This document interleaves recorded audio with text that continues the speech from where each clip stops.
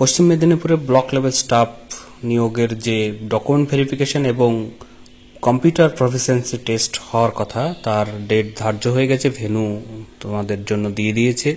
যারা যারা সিলেক্ট হয়েছো তারা কিভাবে কোন জায়গায় হবে সমস্ত ডিটেলস এই ভিডিওতে পেয়ে যাবে। তো ভিডিওটি তোমরা পুরো দেখবে।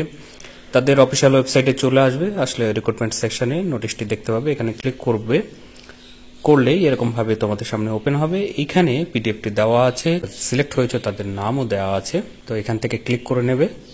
করলে পিডিএফটি তোমাদের সামনে এইভাবে ওপেন হবে। তোমরা এখানে দেখতে পাবে যে date of document verification and computer টেস্টের জন্য 9 তারিখ রেখেছে।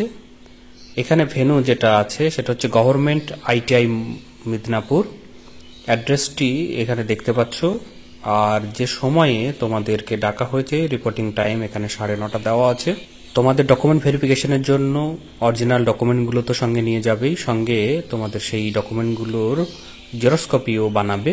তার মধ্যে থাকবে identity proof, Aadhaar card, voter card, domicile certificate, age proof certificate, admit card, written exam তোমরা যেটা দিয়েছিলে তারই অ্যাডমিট কার্ডটা লাগবে এখানে।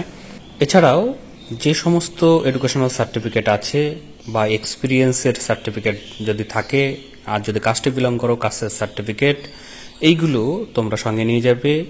তাছাড়াও 2টো পাসপোর্ট সাইজের ফটোগ্রাফ তোমরা সঙ্গে নিয়ে যাবে।